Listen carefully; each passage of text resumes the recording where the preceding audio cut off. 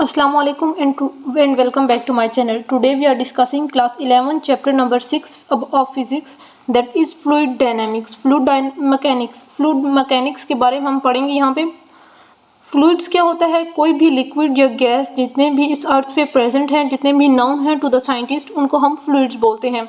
For example oxygen, carbon dioxide, blood, water, कुछ भी जो भी लिक्विड या गैस में है उन सबको हम फ्लूइड्स बोलते हैं। फ्लूइड मैकेनिक्स क्या है? Branch of physics in which we study about fluids. इसके ब्रांच ऑफ फिजिक्स है जिसमें हम फ्लूइड्स के बारे में पढ़ते हैं। दो तरह के हो सकते हैं, आइदर स्टैटिक या वो रुके हुए हैं फ्लूइड्स, मूव नहीं कर रहे, या वो मोशन में हैं। जो फ्लूइड्स मोशन में होते हैं उनकी स्टडी को हम फ्लूइड डायनेमिक्स बोलते हैं।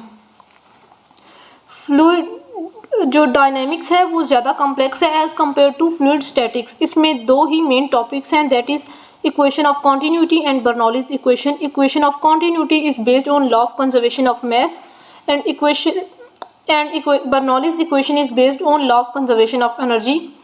अपथर्स्ट एंड आर्शिमीदेस प्रिंसिपल, यहाँ से ये चैप्टर स्टार्ट हो रहा है। What is upthrust and what is Archimedes principle. यहाँ पे पहले क्वेश्चंस पूछे गए हैं। फॉर एग्जांपल आप देखते हैं, आप नोट करते हैं, हैवी शिप्स इतने जो हैं वो मूव कर रहे होते हैं, तो इतने हैवी होते हैं फिर भी वो पानी के अंदर डिप क्यों नहीं होते? बैलून्स जो हैं उनके अंदर ऑल्दो ऑक्सीजन फिल होती है, तो वो हवा में इस तरह क्यों उड़ते हैं? इन सारे क्वेश्चंस के आंसर के लिए आर्शिमीदेस प्रिंसिपल ड्राइव किया गया। आर्शिमीदेस प्रिंसिपल के अकॉर्डिंग जो चीज़ जितनी डेप्थ में फ्लूइड की होगी उतना प्रेशर ज़्यादा होगा। फॉर एग्जांपल ये यहाँ पे एक सिलेंडर है, इसकी डायग्राम यहाँ से रिमूव हुई हुई है, नज़र नहीं आ रही। ये एक सिलेंडर है, उसके अंदर ये पड़ा हुआ है। आप इसको कोई भी मटेरियल कंसीडर कर लें। अगर ये यहाँ पे ये बॉल पड़ी हुई है तो इस पर प्रेशर कम होगा, और नीचे आएगी तो प्रेशर ज़्यादा होगा। जितना डेप्थ में जाएगी उतना जो है प्रेशर ज़्यादा होगा। जितना प्रेशर ज़्यादा होगा उतनी अपथर्स्ट फोर्स जो है वो ज़्यादा एक्ट करेगी। जो ये अपवर्ड फोर्स एक्ट करेगी उसको हम बायंट फोर्स या फिर अपथ्रस्ट फोर्स बोलते हैं। तीन कंडीशंस हैं इसमें। अगर अपथ्रस्ट फोर्स जो है वो ऑब्जेक्ट के वेट से ज़्यादा है तो ऑब्जेक्ट जो है वो सरफेस के ऊपर आ जाएगा। अगर अपथ्रस्ट फोर्स जो है वो ऑब्जेक्ट के वेट से कम है तो जो ऑब्जेक्ट है इट विल सिंक, वो डूब जाएगा। लेकिन अगर अपथर्स्ट और ऑब्जेक्ट का वेट जो है वो दोनों इक्वल हैं तो ऑब्जेक्ट विल रिमेन सस्पेंडेड, वो दरमियान में रहेगा। आर्शिमीदेस प्रिंसिपल क्या कहता है? When an object is totally और partially immersed in a liquid, अगर कोई भी ऑब्जेक्ट पूरे तरीके से या आधे तरीके से किसी लिक्विड में डूबा हुआ है, अपथर्स्ट फोर्स उसके ऊपर एक्ट करती है, और कितनी होती है? जितना उस ऑब्जेक्ट का वेट होता है। यहाँ पे एक्सप्लेनेशन दी हुई है इस डायग्राम की। इसमें क्या कहा जाता है, आप एक सॉलिड सिलेंडर को कंसीडर करें, उसका जो क्रॉस सेक्शनल एरिया है उसको हम ए लेट करते हैं और उसकी हाइट को हम एच लेट करते हैं। वो इस लिक्विड में डूबा हुआ है, ये जो सॉलिड सिलेंडर है ये लिक्विड में डूबा हुआ है।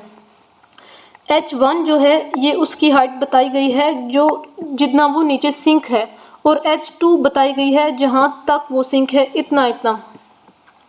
H2 माइनस H1 अगर करेंगे तो हम हाइट मिलेगी, H2 minus H1 height. P1 and P2 are considered as pressure. Pressure P1 is equal to rho GH1, H1 के लिए है ये, और P2 is equal to rho GH2। Pressure के दोनों फॉर्मूले लगाए हुए हैं। H1 पे F1 फोर्स एक्सर्ट हो रही है और H2 पे F2 फोर्स जो है वो एक्सर्ट हो रही है। प्रेशर का फॉर्मूला है force over area. Pressure is equal to force over area. F को अगर हम साइड पे लेके आते हैं तो F is equal to P over A। फोर्स का ये फॉर्मूला हो जाएगा प्रेशर इंटू एरिया। P1 के लिए अभी हमने क्या ड्राइव किया, रो GH1 इंटू A, और P2 के लिए रो GH2 इंटू A। अब हमें नेट फोर्स निकालनी है, which means F2 minus F1, rho GH2A minus rho GH1A। इनमें से रो G और A को कॉमन ले लेंगे, H2 माइनस H1 करेंगे, जो कि हमने पहले बताया था वो H होगी। H2 minus H1 is equal to H। Rho GH area into height जो है ये वॉल्यूम होता है, वॉल्यूम का फॉर्मूला है एरिया इंटू हाइट। तो अब थर्स्ट का फॉर्मूला हो गया रो GV। अब थर्स्ट जो है ये rho GV is the weight of the liquid. तो अब thrust is equal to weight of the liquid displaced, ये प्रूव हो गया है।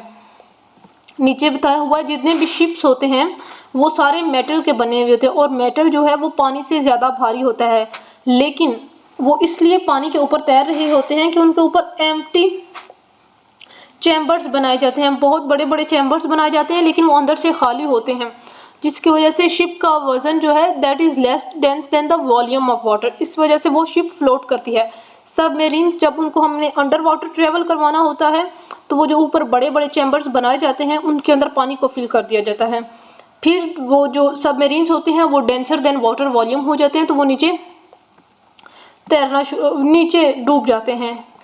नेक्स्ट है viscous drag and terminal velocity. Viscosity क्या है? Measure of fluid resistance to flow, fluid के रास्ते में कितनी रुकावटें आती हैं उसके फ्लो करने में, उसको हम विस्कोसिटी बोलते हैं।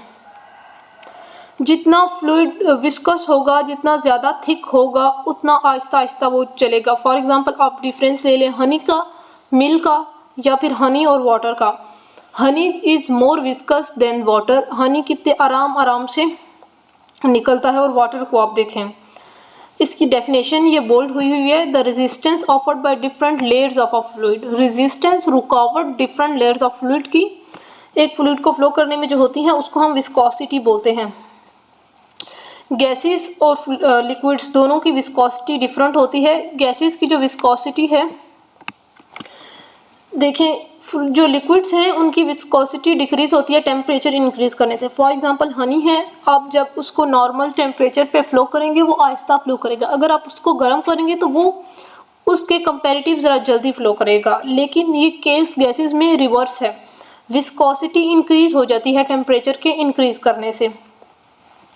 Coefficient of viscosity is presented by ईटा, इसको हम बोलते हैं, इसके जो यूनिट है न्यूटन सेकंड पर मीटर स्क्वायर और किलोग्राम पर मीटर पर सेकंड और पास्कल सेकंड, तीन इसके यूनिट्स हैं। तीनों को अच्छे तरीके से याद कर लेना है, कोई भी एमसीक्यूज में आ सकता है कि unit of viscosity is what. Next है ड्रैग फोर्स। ड्रैग फोर्स क्या है?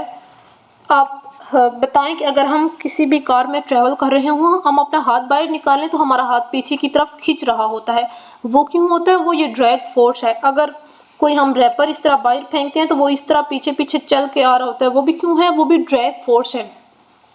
ड्रैग फोर्स क्या है? The retarding force means the resistance experience by an object. जब एक ऑब्जेक्ट फ्लो कर रहा होता है और जो रेजिस्टेंस होती है उसको हम ड्रैग फोर्स बोलते हैं, जो उसको फ्लो करने से रोक रही होती है। अगर हम फ्लूइड्स की बात करें लाइक एयर, उसके लिए हम इसको एरोडायनेमिक्स ड्रैग बोलते हैं, और अगर फ्लूइड लिक्विड हो तो उसको हम हाइड्रोडायनेमिक्स ड्रैग बोलते हैं।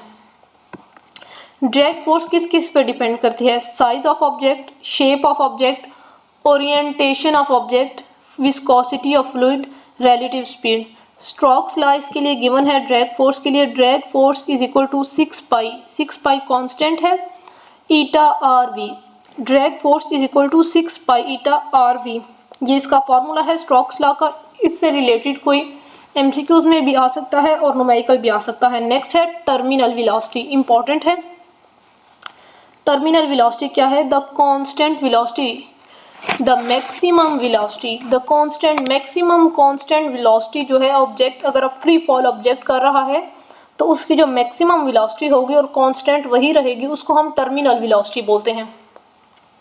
फॉर एग्जांपल आपने एक ऑब्जेक्ट को ड्रॉप किया फ्री फॉल, उसकी पहले जो एक्सेलरेशन है वो इंक्रीज होगी, फिर वो कांस्टेंट मूव करेगा, फिर उसकी एक्सेलरेशन डिक्रीज होगी, जो कांस्टेंट होगी मैक्सिमम भी होगी उसकी वैल्यू, उसको हम टर्मिनल वेलोसिटी बोलते हैं। नेट फोर्स क्या होता है? Wait minus drag force. Net force 0 होगी जब टर्मिनल वेलोसिटी एक्वायर हो जाएगी, तो 0 is equal to weight minus drag force. Weight को दूसरी साइड लेके जाएंगे तो weight is equal to drag force. अभी हमने ड्रैग फोर्स का फॉर्मूला पढ़ा है 6 पाई ईटा आर वी।